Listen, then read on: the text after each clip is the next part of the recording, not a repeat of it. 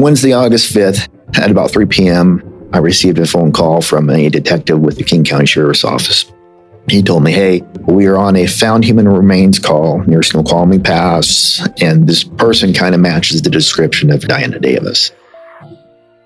The scene itself was at the bottom of an exit ramp, and it was about 25 yards into the woods.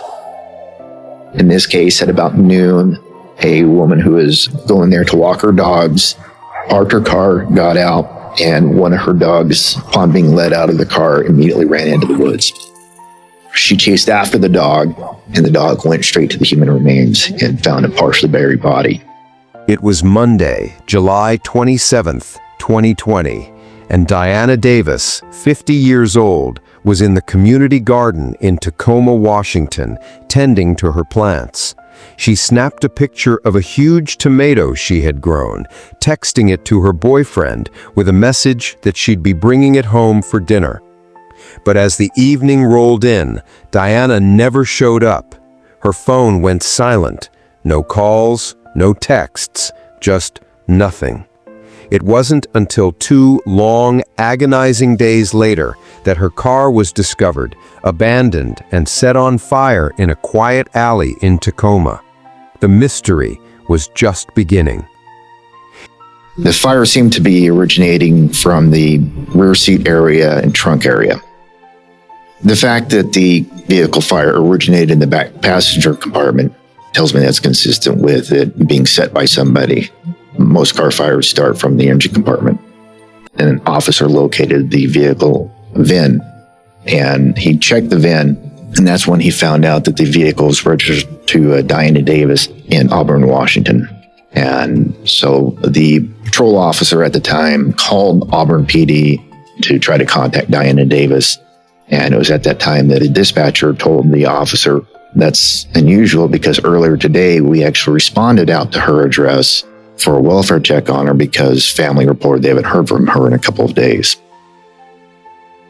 It was late on Wednesday, July 29th, around 10:54 p.m., when Tacoma police were called to a fire in a narrow alley just outside downtown.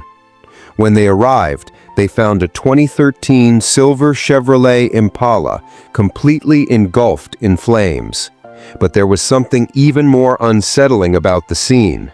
The car's owner was nowhere to be found, and its license plates were gone. That was the moment when everyone knew this wasn't just a random car fire. This was something much darker. When I had found out that she was missing, somebody had called me and asked me, have I seen her? And I told them, no, I had not seen her or talked to her.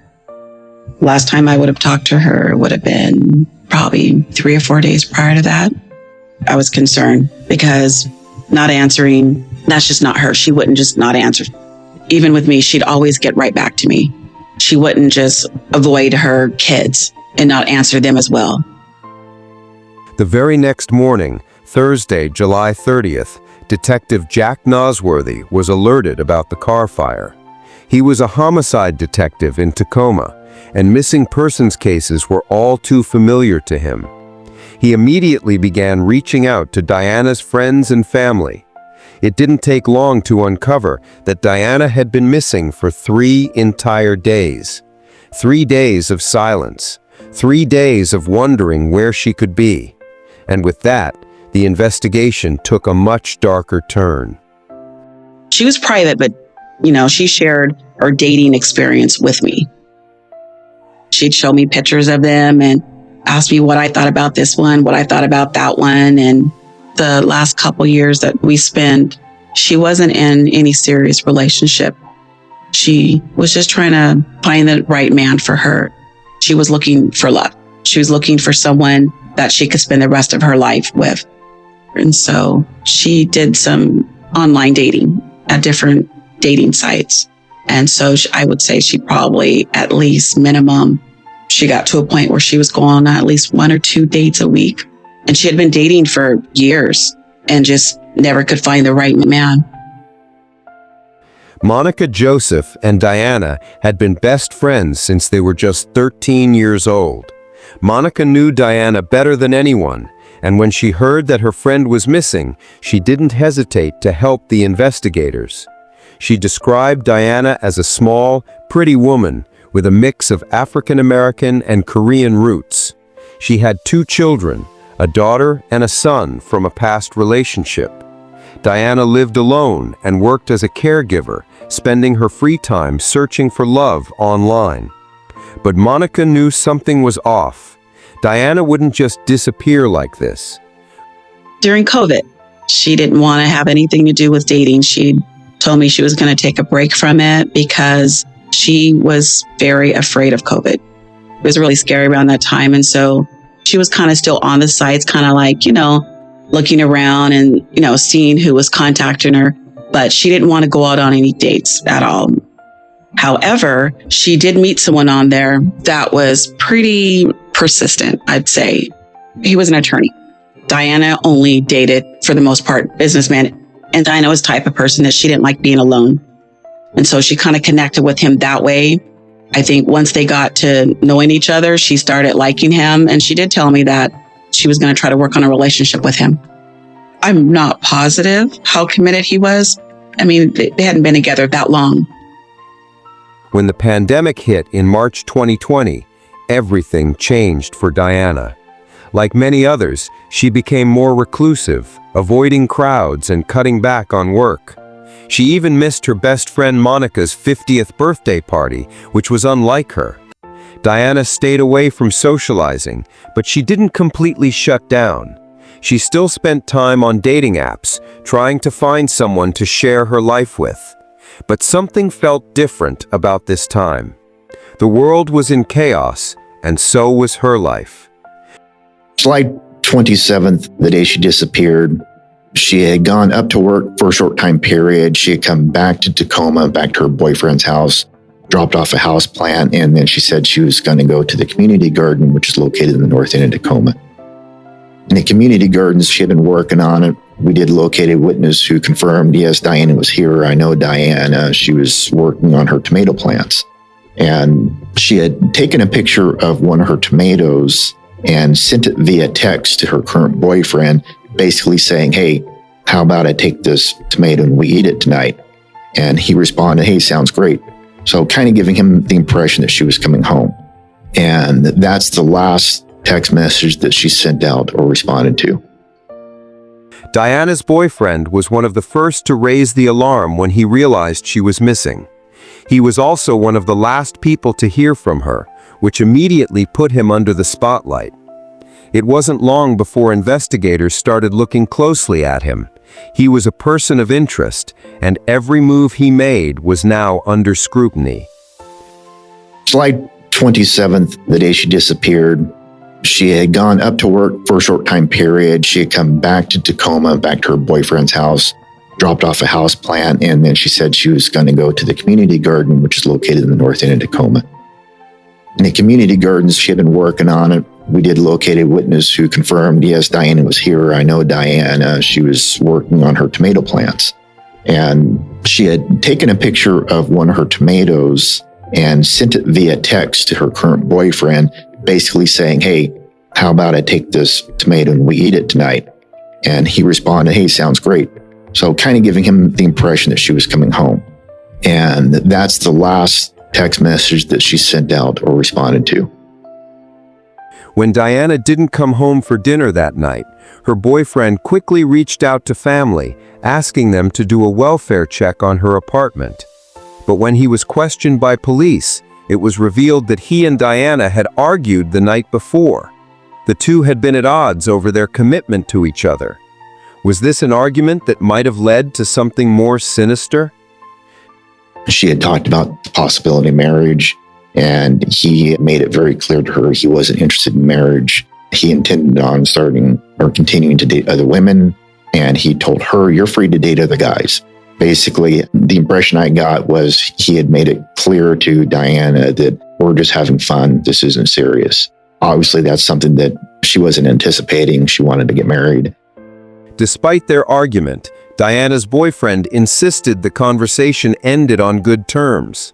But Detective Nosworthy wasn't ready to let him off the hook just yet. He dug deeper, looking for clues in every corner of their relationship, every interaction. The investigation was just beginning, and everyone close to Diana was now a potential lead. Her current boyfriend at the time of her disappearance is a criminal defense attorney in Pierce County. He does do a number of homicide cases. I had met him previously. He was very cooperative. He came in, gave a full statement. He even voluntarily gave me copies of receipts that he had the day she disappeared, showing that he was at a store grocery shopping on July 27th. He provided me alibis of people that were with him over the next 3 days that I verified. And I also got served a search warrant on his cell phone provider, got his cell phone records, and was able to show that he was either at his house or at his office in Tacoma from July 27th, 28th, 29th, 30th. He had been working from home because of COVID. He also, on his own, took a polygraph examination. He was truthful that he was not responsible for the disappearance of Diana Davis. Detective Nosworthy turned his attention to Diana's phone, hoping to trace her movements after she left the community garden. Surveillance footage and phone data were his best chance to understand where she went and what happened to her. He needed to piece together those last moments of her life before she vanished without a trace. We found video surveillance that actually shows her driving her car, and she's alone. And we continue watching the car. We don't see anybody following her. And then she ended up at a hardware store. Specifically, it's an agricultural store, so they have a number of stuff for gardens. So from 5 p.m. to 5:50, she spends the entire time inside the Ace Hardware. We contacted Ace Hardware and talked to the employee that was working that day, and she actually remembered seeing Diana in there. She was able to identify her with the picture that we had, and she said, well, yeah, it really stood out to me because she wandered around for about 45 minutes in her store. And it's not a real big hardware store. This is something that in 10 minutes, you've seen everything that's in the store. And the employee specifically said it was kind of strange because she felt like she was just there killing time. And then after she leaves the store, she immediately drives south where she gets on the freeway. And she gets on the freeway and does not stop, continues northbound I-5 all the way into Seattle when her phone turns off. Never turned back on again. Her phone was last active on July 27th at 7:46 p.m. and it was in South Seattle near Lumen Field. Despite combing through the area for hours, investigators found no surveillance footage of Diana's car after she left the community garden. It was like she just disappeared. Her phone had pinged in a location, but then it shut off. No one could explain why. Where did Diana go? What happened to her after that final signal? I did have information from her friends and family that it was fairly normal of her when she was either at work or she's going to meet somebody. She would actually turn off her cell phone so she wouldn't get interrupted. She wouldn't just put it on silent or set it down. She would actually turn it off. So that's why initially a lot of her friends and family weren't real concerned. Everyone involved in the investigation was left scratching their heads. No one could understand why Diana would have gone all the way to Seattle. She wasn't known to make long trips without telling someone. Her friends and family were baffled, and it only added to the confusion. Could she have been forced to go there, or was there something more sinister at play? I can't imagine why she would be in Seattle. Absolutely no reason. Unless they have actual footage of her being in Seattle, not just her cell phone pinged there or found there. If there's no footage showing that she was in Seattle, I don't believe she was there. Maybe the perpetrators who took her had her cell phone there. If she was there, is she hurt? Was she alive? Because I know because of COVID, she didn't want to have any parts of being around crowds of people. She was just that afraid of getting COVID and dying. As investigators concentrated their efforts on Seattle, Diana's friends and family didn't give up on searching. They scoured Tacoma, knocking on doors, asking anyone if they had seen Diana or knew anything about her sudden disappearance. Then, 7 long days after her car was found burned in Tacoma, a call came in from an unexpected place, Snoqualmie Pass, and a remote area an hour and 20 minutes north of Tacoma. Would this lead them to the answers they so desperately needed? On Wednesday, August 5th, at about 3 p.m., I received a phone call from a detective with the King County Sheriff's Office. He told me, hey, we are on a found human remains call near Snoqualmie Pass, and this person kind of matches the description of Diana Davis. The scene itself was at the bottom of an exit ramp, and it was about 25 yards into the woods.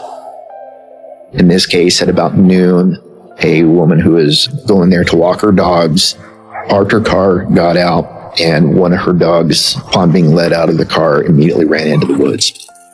She chased after the dog, and the dog went straight to the human remains and found a partially buried body. The lower half of the body was completely buried in dirt, and then the upper half of the body was exposed.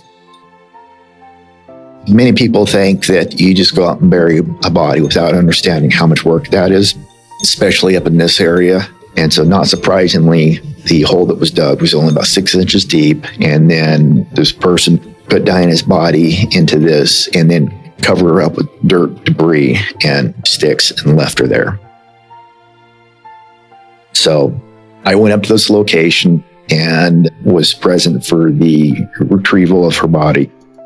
Her upper half of the body, the part that was exposed, that was outside of the dirt, was extremely decomposed. Because of animal activity, identification of her was difficult. However, as they continued the recovery process and as they got the dirt off of her, her lower half of the body was fairly well open. And I saw a couple of very distinct tattoos on her leg that I recognized as belonging to Diana Davis. The initial assessment by the medical examiner investigator that came out, she'd probably been there since July 27th. Probably very shortly after she disappeared. Within the next few hours, she was buried. When I had heard that they had found her body, it was really devastating. She was dumped in a shallow grave. I was thinking, why here? Why this location? It's like somebody was passing by and decided to drop her off and keep going. I was thinking to myself, her car's torched down in Tacoma. Her body's found here. Nobody knew anything. It was just odd. The next day, I went to the King County Medical Examiner's office for her postmortem examination. The forensics anthropologist determined that cause of death was multiple blunt force injuries to the face, consistent with a hammer.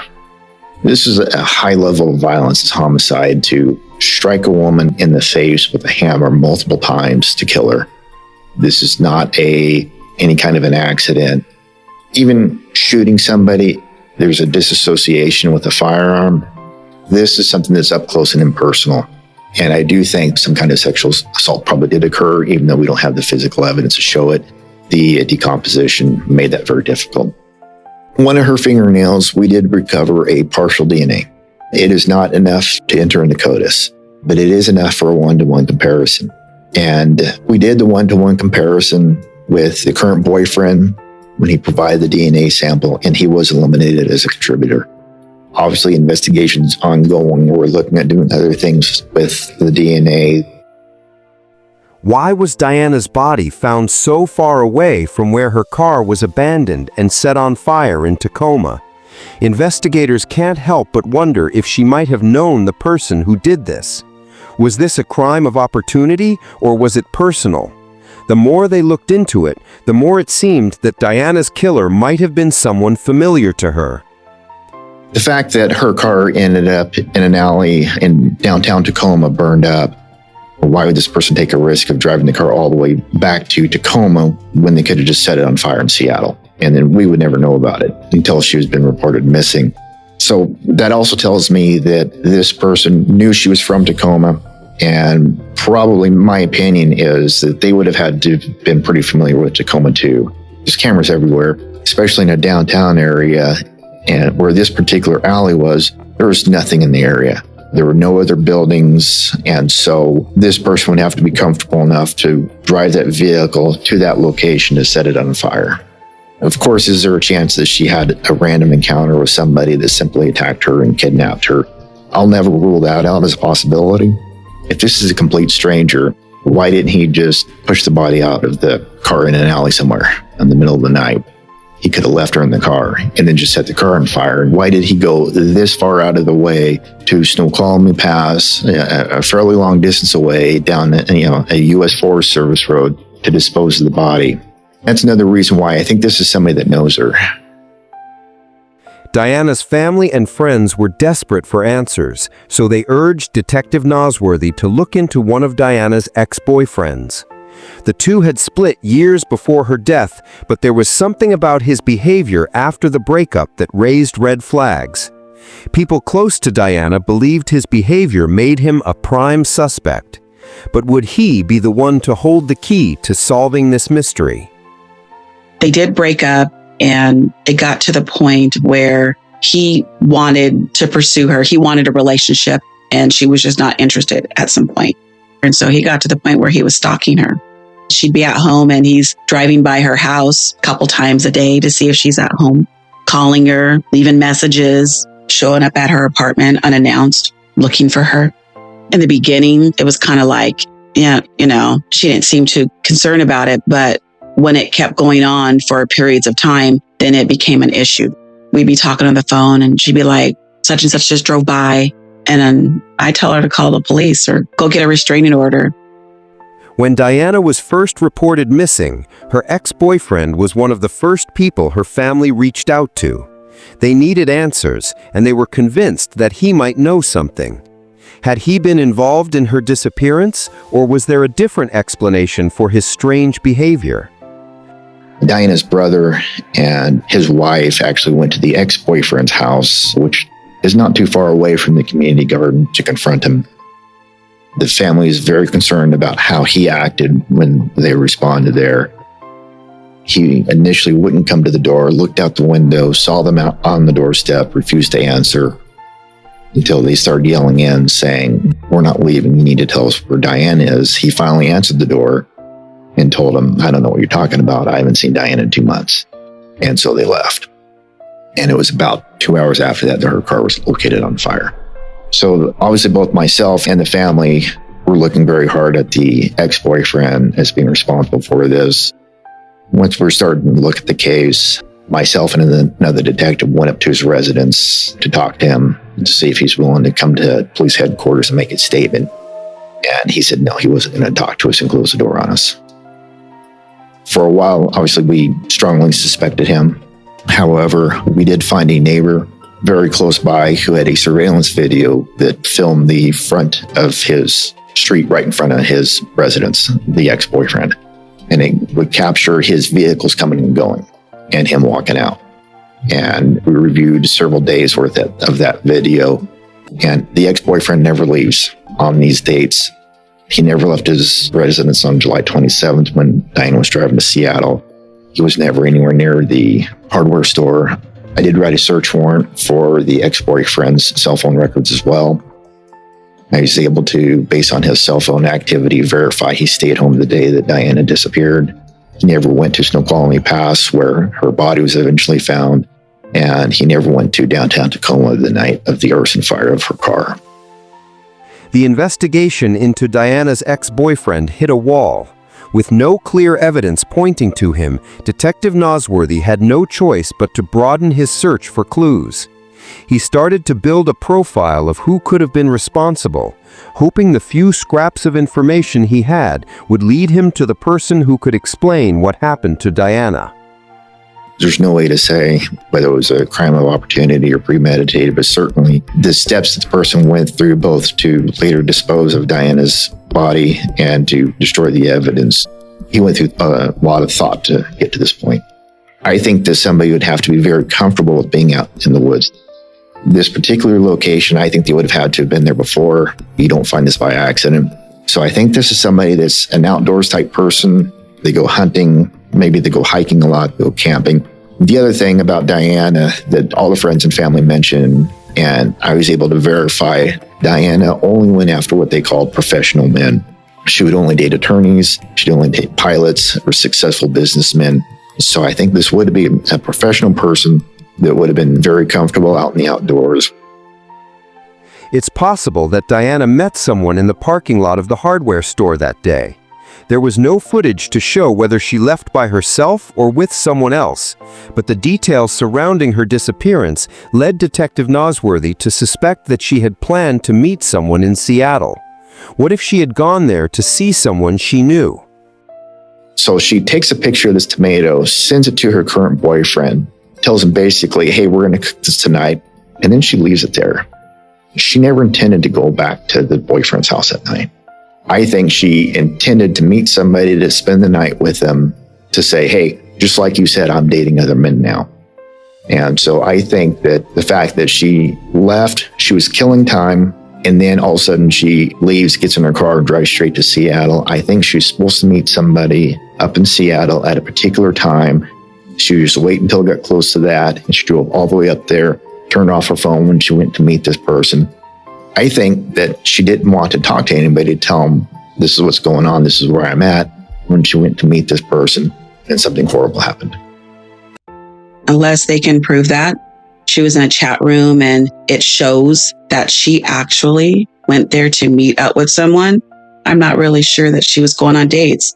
The guy that she was seeing currently, he was lucky that she went out on a date with him. So to jump on a dating site and say, okay, well, I'm going to go out on a date, that part just doesn't make sense because of COVID. I strongly feel like it had to been someone that she known, because she's not going to go meet a stranger. I did find out that Diana had a history of meeting men on various dating websites. I contacted Match.com at the suggestion of Diana's current boyfriend, who told me that that's where they had met. I did serve a search warrant on Match.com, and they did let me know that she had not used Match.com since she met her current boyfriend. There's also some other websites. Diana Davis had a history of being into what's referred to as kink lifestyle. So she was into bondage, and there were bondage websites that she would go into to meet people. And I did locate one of those websites, and I served a search warrant on that website, tried to get information. However, none of them really gave me the information I was looking for. My opinion is still that the person that did this is into the same kind of lifestyle as far as the kink or the bondage and domination. And if she is specifically targeting men who are in bondage, then that could be a potential dangerous lifestyle for her.